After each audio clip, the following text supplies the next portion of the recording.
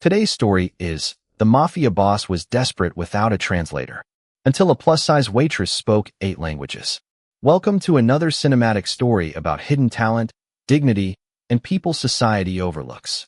If you believe intelligence and human worth should never be judged by appearance or occupation, subscribe to the channel and turn on notifications so you never miss our next story. Now, let's begin today's story. Sir, your interpreter isn't coming. For the first time that evening, Nathan Callahan looked afraid. Not angry, afraid. Around him, the private dining room of Chicago's Belmont Hotel glittered beneath amber chandeliers. Crystal glasses stood untouched across the mahogany table. 6 foreign businessmen waited across the mahogany table, speaking quietly among themselves while Nathan's attorney checked his phone for the 4th time. "What do you mean, not coming?" Nathan asked. "Car accident. He's fine, but he's at Northwestern Memorial." Nathan slowly looked toward the men across from him. The meeting took 4 months to arrange. Nathan Callahan, 41, white, broad-shouldered, immaculate in a charcoal suit, had spent years turning one of Chicago's most feared underworld organizations into a legitimate logistics empire. He had built his reputation on never entering a room unprepared. Powerful men feared his silence more than shouting. Tonight, silence could destroy everything. The delegation spoke several languages. Their lead negotiator refused English for sensitive discussions, and Nathan's interpreter was the only person cleared to handle them. "Find another translator. At 9:30 at night? Cleared for this meeting." His attorney lowered his voice. "That could take hours." Across the room, someone dropped a spoon. Nathan turned. The waitress immediately bent to retrieve it. Her name tag read Claire Bennett. She was a beautiful black woman in her early 30s, with warm brown skin, gentle eyes, soft natural curls pinned neatly back, and a full plus-size figure beneath the hotel's burgundy uniform. Nathan had barely noticed her all evening. The guests had noticed her only when their glasses became empty. One man had snapped his fingers at her. Another spoke as if her uniform meant she lacked intelligence. Claire answered with patient professionalism. Now, as she replaced the spoon, she heard one of the foreign guests mutter something in French. Another answered in Italian. A third quietly corrected him in German. Claire's hand stopped. Their conversation was not casual. They were discussing Nathan. More specifically, they were discussing whether his desperation could be used to change the agreement. Claire straightened. She should have walked away. She needed this job. Her manager had already warned the staff that Nathan's private dinner required absolute discretion. But then the oldest businessman pushed back his chair. "We leave," he said in heavily accented English. Nathan stood. "Give me 20 minutes. The man answered sharply in Polish. Nathan understood nothing. Claire did. He said 20 minutes will not fix a 4-month failure. Every head turned. Claire froze beside the service cart. Nathan stared at her. "You understood him?" She swallowed. "Yes, sir." The Polish businessman narrowed his eyes and asked her a question. Claire answered him fluently. His expression changed. Then the French delegate tested her. She replied in French. The Italian leaned forward. Claire answered him too. German followed. Then Spanish. Portuguese. Russian. Finally Mandarin. Claire was fully fluent in several and professionally competent in the others, more than enough to follow the meaning, tone, and danger moving around the table. By the 8th language, nobody was touching their wine. Nathan Callahan slowly lowered himself back into his chair. The woman everyone had treated as invisible stood beneath the chandelier, holding a coffee pot, while 6 international businessmen stared at her in astonishment. "Claire," Nathan said quietly, "how many languages do you speak?" Her gentle eyes met his. "Enough to know 3 men at this table think you're desperate enough to sign something you shouldn't." And suddenly, Nathan's missing translator was no longer his biggest problem. For several seconds, nobody spoke. Claire wished she could pull the words back. It was not the kind of sentence a waitress said. At a private dinner surrounded by security. Nathan Callahan rose slowly. "Explain." Claire glanced toward her manager, standing near the service entrance. His face had gone pale. "Mr. Callahan, perhaps Claire should return to, she stays." Nathan never raised his voice. He simply looked at Claire. "What did you hear?" Claire set the coffee pot down carefully. The French and Italian conversations were mostly legitimate. They were discussing delivery schedules and insurance costs. She paused. But the Polish delegate said your missing interpreter gave them an opportunity to pressure you. The older businessman's expression hardened. Claire continued before courage abandoned her. The man beside him answered in Russian. He said the revised document would make you responsible for losses that weren't yours. Nathan's attorney immediately reached for the contract. Which section? Page 47. Papers turned rapidly. Claire stepped closer and pointed without touching the document. That paragraph. Nathan's attorney read it twice. His face changed. This wasn't in yesterday's draft. The room cooled. Nathan looked across the table. You changed my agreement? The Polish businessman answered angrily in his own language. Claire listened. He says his organization changed nothing. Another delegate interrupted in German. Claire turned toward him, listening carefully. He disagrees. With what? Nathan asked. With him. She nodded toward the Polish negotiator. He says the clause was inserted this afternoon. The German delegate immediately realized she had translated him. His eyes widened. Suddenly, every whispered conversation at the table became dangerous. Nathan studied Claire differently now. Now 6 powerful men measured every word because the woman holding their coffee understood them. Translate everything, Nathan said. Claire hesitated. Everything. Every word. Then you should know something first. Nathan waited. Translation isn't just replacing words. Tone matters. Context matters. If I'm going to help you, I won't twist what anyone says to make you feel better. His attorney stared at her. Nathan almost smiled. Good. Claire pulled out the empty chair beside the wall. I'll need paper. Nathan moved the chair beside him instead. The room noticed. So did Claire. For one brief second, his hand remained on the back of the chair as she sat. An unexpectedly intimate gesture from a man whose name usually made people step away rather than closer. Negotiations resumed. French became English. English became Polish. German questions received precise answers. When an Italian delegate used an idiom Nathan misunderstood as an insult, Claire quietly corrected him before tension could escalate. An hour passed. Nathan noticed something beyond her vocabulary. Claire listened, remembered numbers, caught differences between words and intent, and treated everyone with the same calm respect. During a pause, Nathan leaned toward her. Where did you learn 8 languages? Claire's expression closed slightly. Long story. University? Her eyes lowered. Once. Before Nathan could ask more, his attorney slid page 47 toward him. Nathan. A signature appeared beneath the altered clause. Nathan stared at it. It belonged to someone from his own organization. Claire saw recognition cross his face. You know the signature, she whispered. Nathan's jaw tightened. Yes. Across the table, the Polish businessman spoke quietly in Russian, assuming the meeting had become distracted. Claire listened. Her blood went cold. Nathan noticed immediately. What did he say? Claire looked at him. He said the clause wasn't meant to fool you. A pause. It was meant to expose the person inside your organization who has been selling information to them. Nathan went completely still, and suddenly everyone in the room understood that Claire had not merely saved a negotiation. She had just uncovered a betrayal.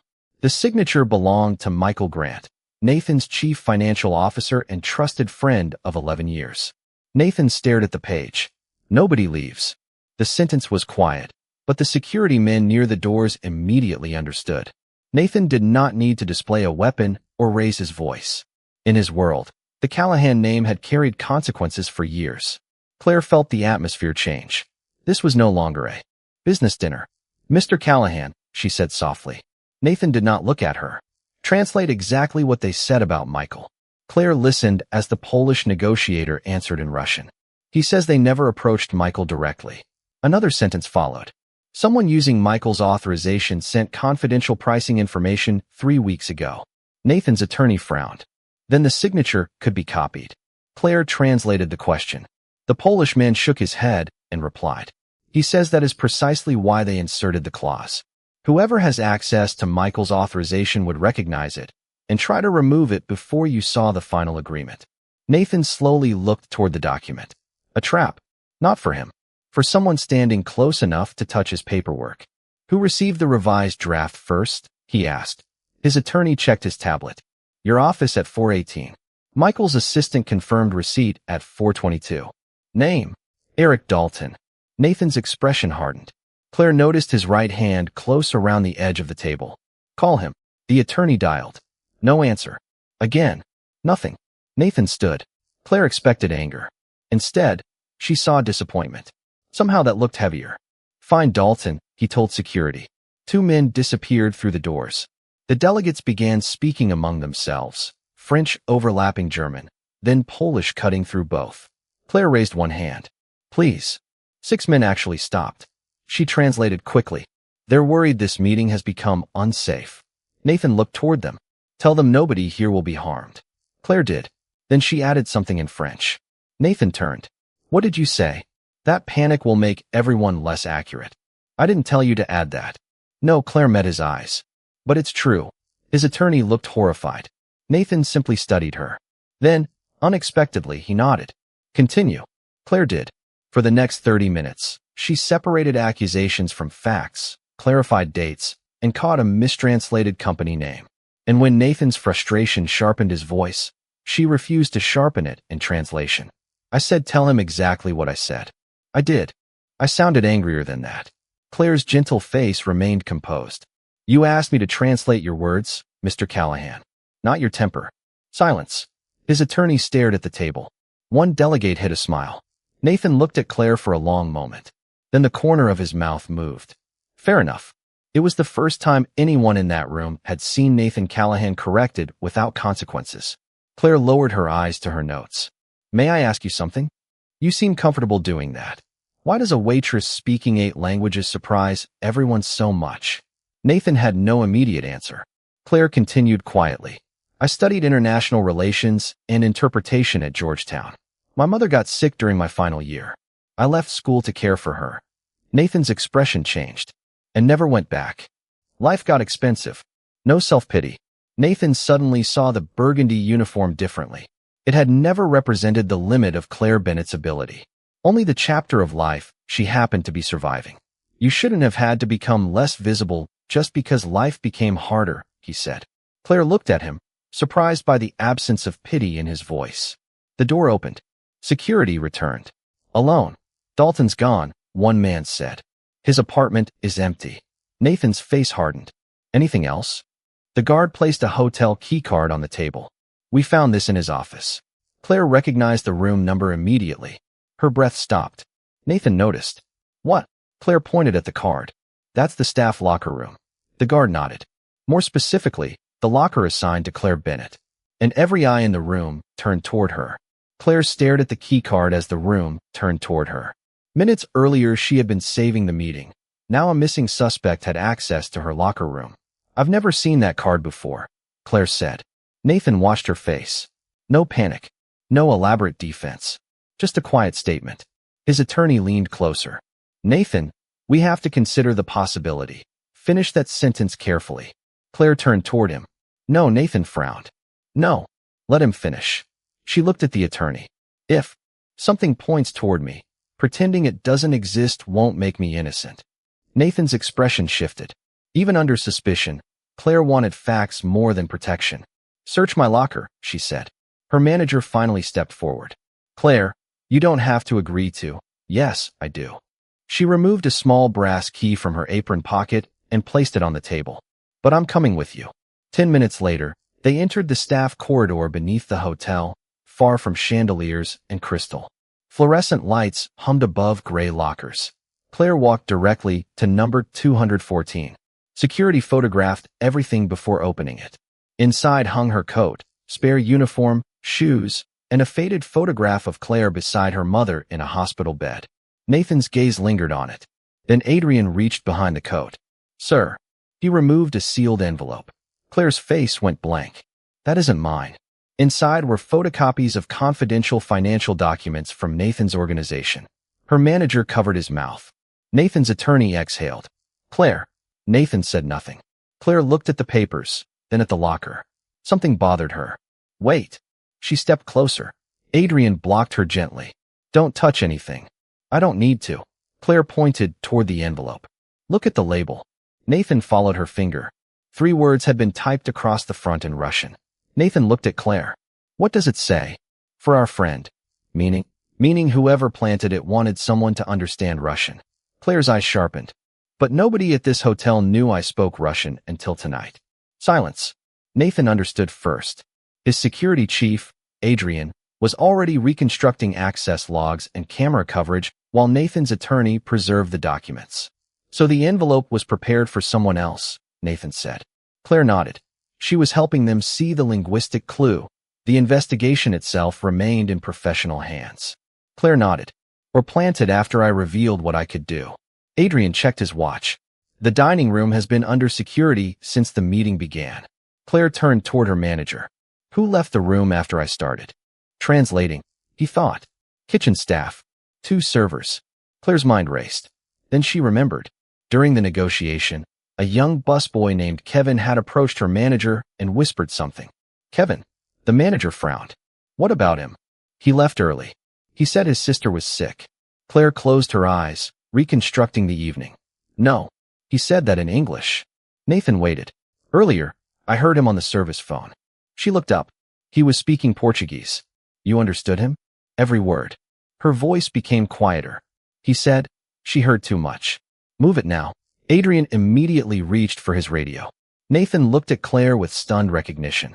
Her greater gift was simpler. She listened when people assumed she couldn't.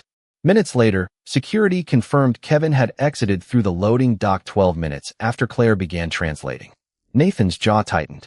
Find him. Claire touched his sleeve. Wait. He looked down at her hand. If Kevin planted those papers, he's frightened. He framed you. Maybe. Her gentle eyes remained steady. Or someone frightened him enough to do it. Nathan stared at her. She had every reason to demand punishment. Instead, she was asking him to distinguish guilt from fear. Then Adrian's radio crackled. We found Kevin. A pause. He's still in the building. Nathan's eyes narrowed. Where? Adrian listened, then slowly looked toward Claire. Outside the hospital room of the interpreter who never made it here tonight. Kevin Ramirez was sitting alone beneath the fluorescent lights of Northwestern Memorial when Nathan found him. The 24-year-old busboy sat with red eyes and trembling hands around an untouched paper cup. Claire stopped several feet away. Kevin. His head snapped up. The moment he saw her, his face collapsed. Claire, I'm sorry. Nathan's security men moved forward. Claire raised one hand. Give him a minute. Nathan looked at her, then nodded. Kevin stared at the floor. I didn't know they were going to blame you. Who? Claire asked. Dalton. Nathan's expression hardened. Kevin swallowed. He paid me to move an envelope into a staff locker.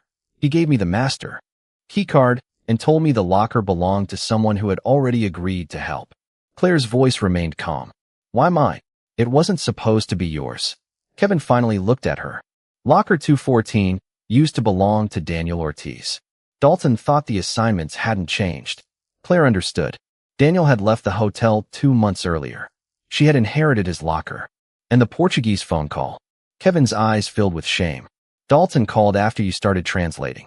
He realized the envelope was in your locker. He told me you'd heard too much and ordered me to move it. But you didn't. I tried. Kevin's voice broke. Security had already locked down the floor. Nathan stepped closer. Why are you here? Kevin glanced toward the hospital room at the end of the corridor. Because Mr. Petrov didn't have a car accident. Silence.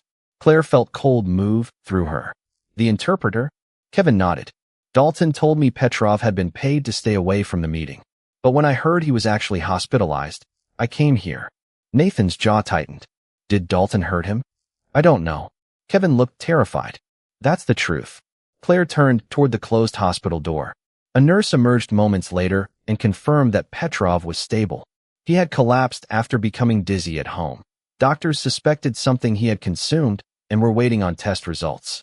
No one yet knew whether it was deliberate. Nathan immediately called his attorney. Preserve everything. Hotel footage, payment records, phone logs. Give it to the investigators. Kevin stared at him. He had clearly expected something else. So had Claire. Nathan noticed. What? Nothing. That wasn't nothing. Claire's gentle expression softened. I expected you to handle this differently. Violently. She said nothing. Nathan looked through the hospital window at Petrov sleeping beneath white sheets. I've spent years teaching people to fear what happens when they betray me. His eyes moved to Kevin. Apparently fear didn't make them loyal. It only taught them to hide better. Claire studied him. Something had changed since the dinner table. Not enough to make Nathan Callahan harmless. Men in Chicago still lowered their voices when they said his name, but enough to make him listen. Are all the stories about you true? She asked quietly. Nathan glanced at her. Which stories?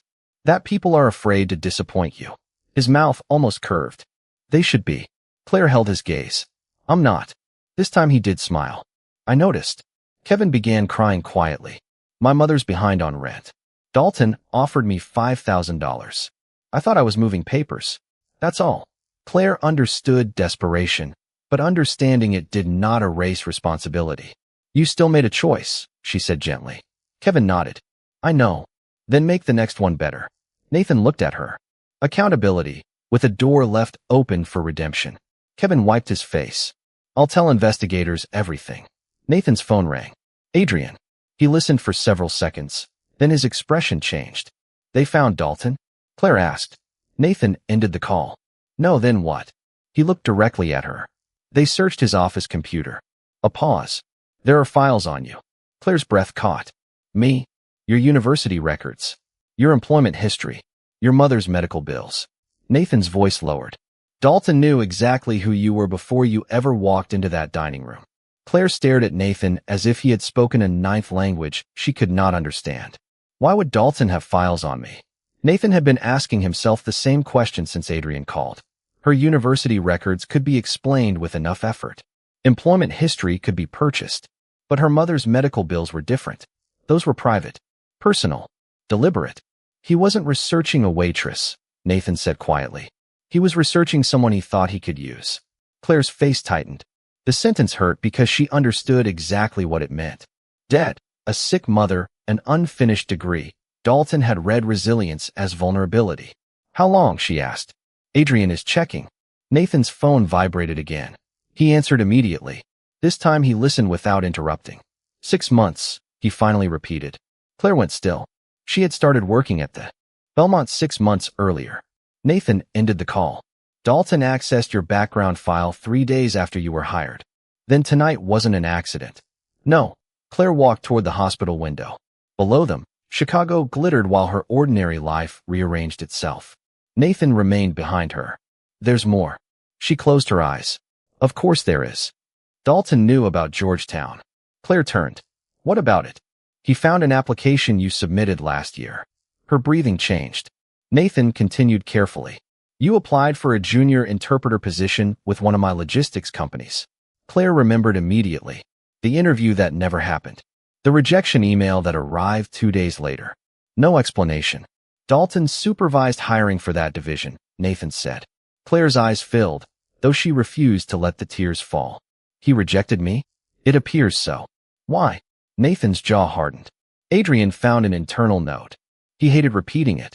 Claire deserved the truth anyway. Dalton wrote that your current employment made you unsuitable for executive-facing work. Claire laughed once. It contained no humor. My current employment? Hotel service. He decided I wasn't qualified to speak in a boardroom because I carried plates in one. Nathan said nothing. There was nothing useful to say. Claire looked down at her burgundy uniform. For years, people had treated it as evidence that she lacked education, ambition, intelligence. Tonight, 8 languages had forced a room full of powerful men to reconsider her. Dalton had known all along. He had simply preferred her beneath them. He had not underestimated Claire's intelligence. He had recognized it and decided that an invisible multilingual service worker could be useful precisely because powerful people talked freely around her. I want to see the files, she said. You will. All of them. Yes.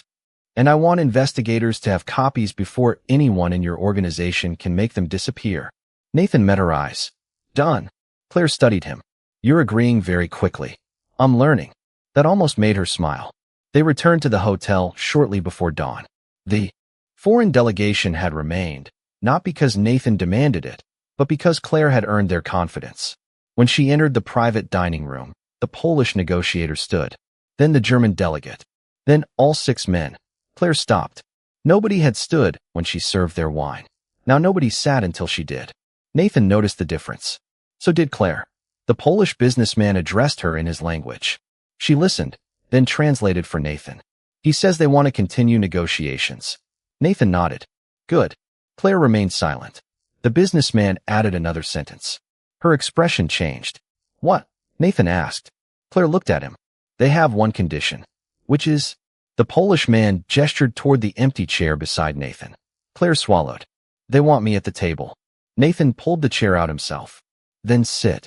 Claire reached for the chair at the same moment, and their fingers brushed. It lasted less than a second, but both of them noticed.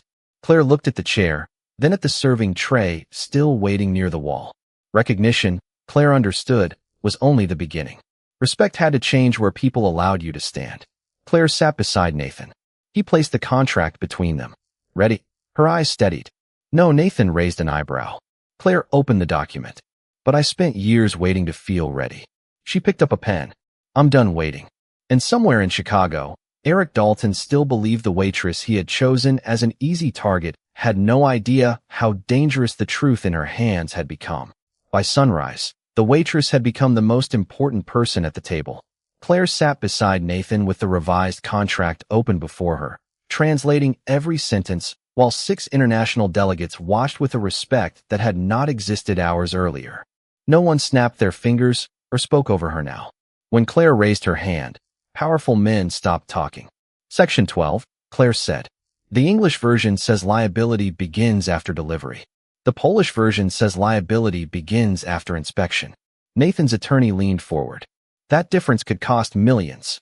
Claire nodded. Which is why we don't sign either version until they match. The Polish negotiator listened to her translation, then smiled. Agreed. Nathan had spent years believing authority came from fear. Claire commanded the room through competence. Then Adrian entered. One look at his face told Nathan the night had found another problem. We located Dalton. Claire's pen stopped. Where? Nathan asked. Parking garage. Level 4. Adrian lowered his voice. He came back. Nathan stood. Why? He says he wants to negotiate. Nathan's expression turned cold. Claire closed the contract. Then let him. Nathan looked at her. You're staying here. No, Claire, he researched my family. He interfered with my career. He tried to use my financial situation against me. She rose. I want to hear what he says when he knows I understand what he did. Nathan's instinct was to refuse. Protect. Control. Decide.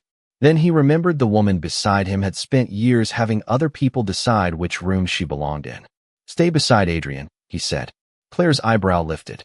That was almost a request. Nathan exhaled. Please stay beside Adrian. Better. 20 minutes later, Eric Dalton stood inside a secure conference room surrounded by investigators and hotel security. He looked exhausted rather than dangerous. His expensive shirt was wrinkled. His eyes moved immediately to Claire. You weren't supposed to be involved. Claire stared at him. You had a file on me. Dalton looked away. That was precautionary. You rejected my interpreter application.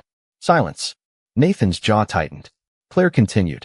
You knew I spoke 8 languages. Dalton finally met her eyes. Yes. The answer hurt. Then why keep me serving tables? Because you were useful there. Nathan stepped forward. Claire touched his sleeve. He stopped. She wanted Dalton to finish. Useful how? Dalton swallowed. People talk around service workers. Executives discuss things in front of waiters, drivers, cleaners. They assume you don't matter. Claire's face changed. You wanted me invisible. I wanted access. Without my consent. Dalton said nothing. Claire understood the cruelty. Dalton had recognized her intelligence and decided her invisibility could benefit him. And my mother's bills? She asked. Dalton's silence became an answer. You thought debt would eventually make me cooperate. Everyone has a number. Claire's eyes steadied. No. Everyone has a pressure point. That doesn't mean they have a price. The room went quiet. Nathan looked at Dalton with unmistakable disgust. Who were you selling information to? Dalton laughed bitterly. You think this is about money? He looked toward Nathan. Your organization has enemies you don't even know exist. Adrian stepped closer. Names. Dalton shook his head. Protection first. Nathan could have threatened him. Everyone expected it. Instead, he looked at Claire. She understood the question in his silence. What kind of man would he choose to be now? Claire turned toward the investigators. Give him a lawyer. Record everything. Let evidence do the rest. Dalton stared at her. After what I did, you're protecting me? No, Claire's voice remained gentle. I'm protecting the truth from becoming revenge. Nathan went completely still. Hours later, Dalton began cooperating. The information he provided exposed financial misconduct far beyond one altered contract. But as investigators led him away, Nathan remained beside Claire in the empty conference room. "You could have destroyed him," he said. Claire picked up her burgundy apron from the chair. "Maybe." She folded it carefully. "But if power only teaches us to become crueler than the people who hurt us, what exactly did we win?" Nathan had no answer. Claire placed the apron on the table. "I think my shift is over." Nathan looked at the uniform, then at her. "Claire." She paused at the door. "Come work for me." Her expression sharpened. "As what?" Nathan glanced toward the contract she had saved.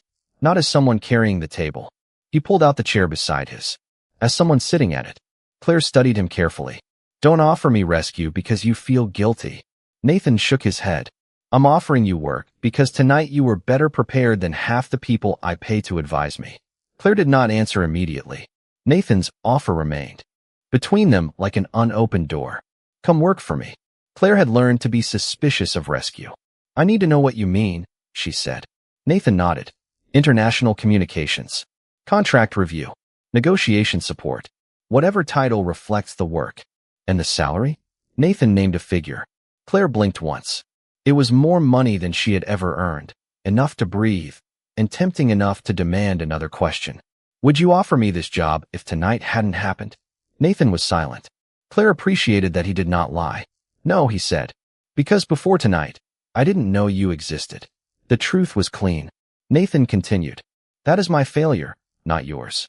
Claire studied him. "Then don't fix your failure by turning me into a charity project." His expression tightened. "I'm not. Good.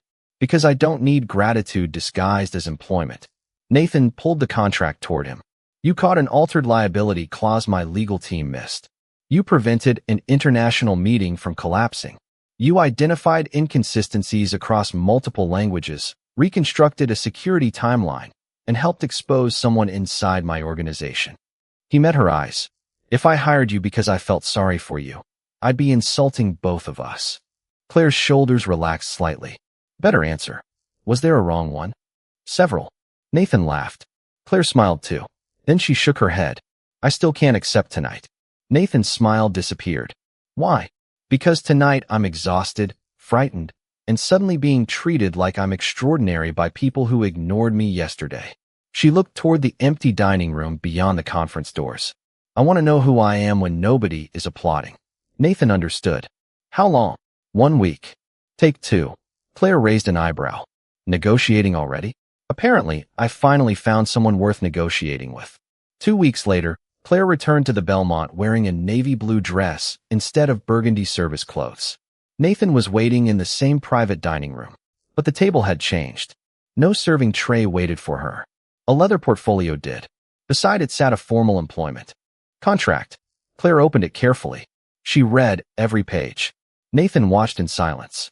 "You changed the education requirement," she said. "Yes." "It used to require a completed bachelor's degree, which would exclude the woman who proved she could perform the job better than people who had won." Claire looked up. "You changed company policy because of me?" "Because the policy confused credentials with competence." Her eyes warmed. Nathan continued. "And there's another condition." Claire immediately became suspicious. "Yours or mine?" "Yours, if you want it." He slid a second document toward her. "Georgetown University." Claire stopped breathing. "What is this?" "Information. Not a gift." Nathan raised both hands slightly. "Your remaining credits. Re-enrollment options. Evening courses. Financial aid contacts. Nobody has been called on your behalf." Claire looked at him. That distinction mattered. He had opened a door without pushing her through it. "You remembered." "I listen occasionally." Claire smiled. "You're improving." She signed the employment contract, not the university paperwork. That decision would be hers later. Nathan extended his hand. "Welcome, Miss Bennett." Claire shook it. "Thank you, Mr. Callahan." Neither released immediately. The pause was small, private, and unmistakable. Claire was the first to let go. "We're still keeping this professional." Nathan's eyes warmed. "I was afraid you'd say that." 3 months later, Claire entered a glass-walled conference room overlooking Chicago and took the chair beside Nathan. Executives who once might have mistaken her for support staff now waited for her translation before speaking. But Nathan noticed something else. Claire no longer lowered her voice before correcting powerful men. She no longer apologized before being right. And when negotiations ended that afternoon, a foreign executive asked Nathan where he had found such an exceptional interpreter. Nathan looked toward Claire. She answered before he could. He didn't find me. Her smile was gentle. He finally noticed me. Nathan smiled back. In the months between late-night contract reviews, difficult negotiations, and arguments, neither of them seemed eager to end. Professional respect had become something warmer. Neither had named it yet. Both knew it was there. 6 months later, Claire Bennett stood beneath the chandeliers of the Belmont Hotel and barely recognized the room. The same mahogany table stood beneath amber light, but Claire was no longer behind anyone's chair.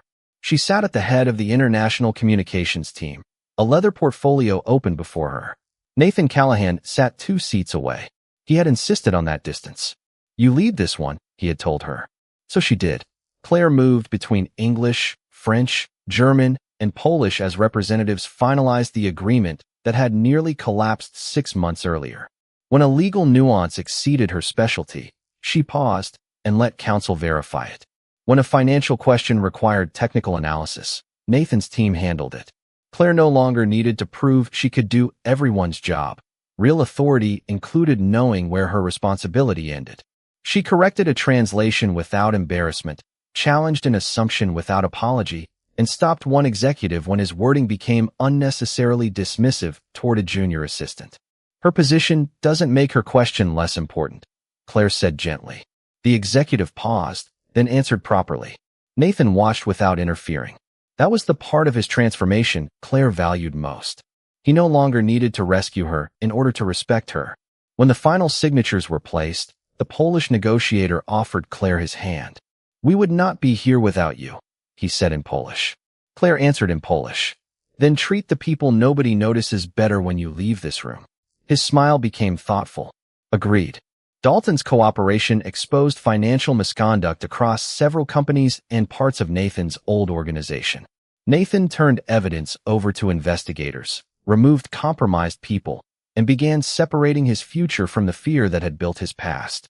The Callahan name still carried weight, but Nathan was learning that dignity built stronger loyalty than terror. Kevin accepted responsibility and later returned to community college. Claire never asked Nathan to erase the consequences. Compassion did not mean pretending choices had no cost. Claire returned to Georgetown through an evening program, on her terms. Her mother proudly kept the acceptance letter beside her bed. Nathan offered tuition once. Claire's stare made him withdraw the offer. He had never offered again. Instead, he learned to ask what she wanted. Later that evening, after the delegates left, Claire found Nathan alone on the Belmont Terrace overlooking Chicago. "You disappeared," he said. "I walked 30 feet. I've been told I'm dramatic." "By me?" "Repeatedly." He smiled. Claire leaned against the railing. Nathan reached into his jacket and handed her a folded document. Claire immediately narrowed her eyes. "If this is tuition, we're fighting." "It isn't." She opened it. It was the company's revised hiring policy. Experience, demonstrated ability, and non-traditional education could now substitute for degree requirements across several departments. Claire read it twice. "How many positions does this affect?" "Hundreds." Her eyes lifted. "You changed the system." Nathan shook his head. "You showed me where it was broken." Claire looked through the glass doors at another waitress clearing the table where her life had changed.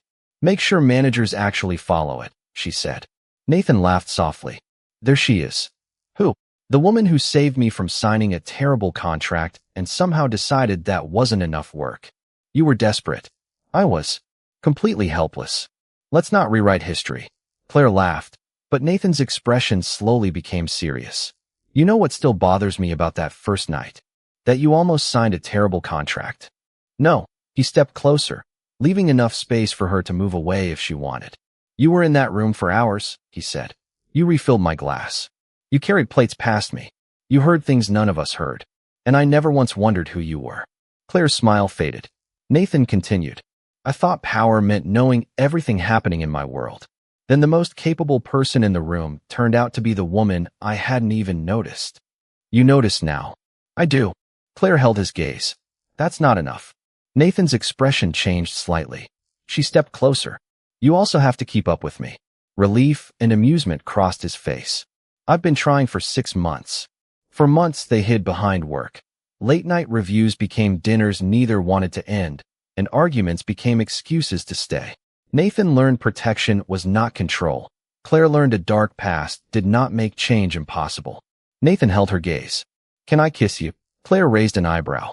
You negotiate international contracts for a living, Nathan. You can do better than that. He laughed once, quietly. Then his expression softened.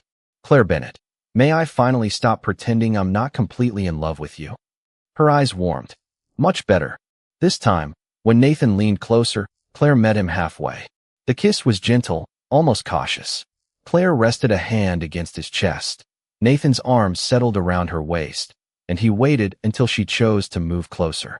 When they separated, Nathan rested his forehead briefly against hers. 8 languages, he murmured. And somehow you still made me work 6 months for one answer. Actually, 9 now. Nathan pulled back. 9. Japanese. When did that happen? While you were busy being powerful. He laughed, and Claire turned toward the doors. Inside, someone called her name. Not Waitress. Not Miss. Claire. Nathan opened the door, but Claire stopped beside him. Recognition had never created her value. Nathan had never made her intelligent or worthy. Claire Bennett had always been extraordinary. The only thing that changed that night was who finally learned to see it. And Nathan Callahan, the feared Mafia boss who once believed power meant making an entire room afraid, had discovered something far more dangerous than fear. He had discovered respect, then trust, and somewhere between 8 languages, one impossible negotiation, and a chair pulled beside his own, he had fallen hopelessly in love with the woman everyone else had overlooked.